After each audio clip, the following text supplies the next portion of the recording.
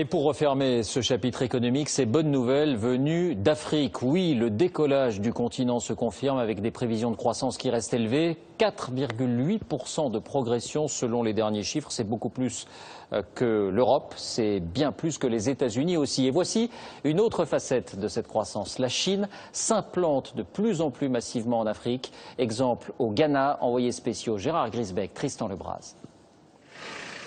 Accra et ses commerces, le Ghana et son boom économique, pays riche en matières premières, stable au plan politique, avec une croissance à 8%, le Ghana est devenu le premier de la classe en Afrique, ce qui n'a pas échappé aux investisseurs étrangers, à commencer par les Chinois. Stephen Chum est venu de Hong Kong. Dans cette zone industrielle, il y a 6 ou 7 usines chinoises qui fabriquent des sacs en plastique, des fers à béton, toutes sortes de produits.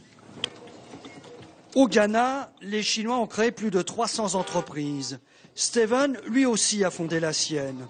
Une trentaine de Ghanéens produisent ici du carbonate de calcium.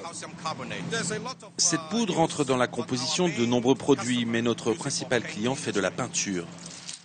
Voici notre matière première, des coquilles qui proviennent d'un ancien lit de rivière. Elles sont pleines de résidus et de petits morceaux de bois. Il faut les nettoyer avant de les broyer. Le tri. Un travail minutieux et harassant par plus de 40 degrés. Une chaleur moite et éprouvante. Un tout petit salaire.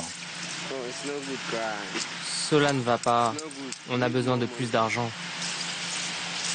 Cela n'a pas l'air d'émouvoir notre chef d'entreprise, qui se veut philosophe. Fatalement, il y aura toujours des conflits entre patrons et ouvriers, et c'est la même chose dans tous les pays. C'est un peu comme si on ne pouvait pas se comprendre. Ici, le salaire est 4 à 5 fois moins élevé qu'en Chine, et les Ghanéens acceptent ces conditions. Faute de mieux. Depuis peu, Steven a même créé cette ferme. Plus de 200 canards, une centaine d'oies, de quoi nourrir une partie de la communauté chinoise qui n'a fait que croître au fil des ans. Environ 20 000 Chinois vivent ici et le mouvement ne fait que s'accélérer. Au Ghana, on n'élevait pas des oies et des canards. Ce sont les Chinois qui ont apporté cette nouveauté pour leur propre nourriture. La plupart de ces canards finissent ici, dans un des meilleurs restaurants chinois de la ville. Le patron du restaurant, c'est lui, Gary Young.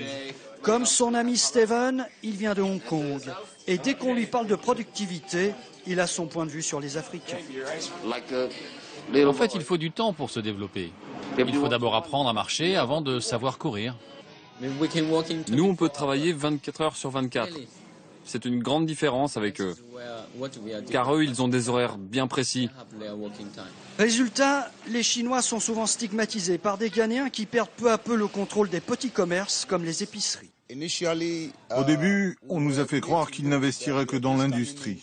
Mais maintenant, on voit bien qu'ils sont aussi dans le petit commerce. Et nous, on n'est pas contents. À tort ou à raison, les Chinois ici sont perçus comme des nouveaux colons, alors même que leur activité économique aide le Ghana à maintenir une croissance à près de 8%, une croissance qui est la meilleure du continent africain.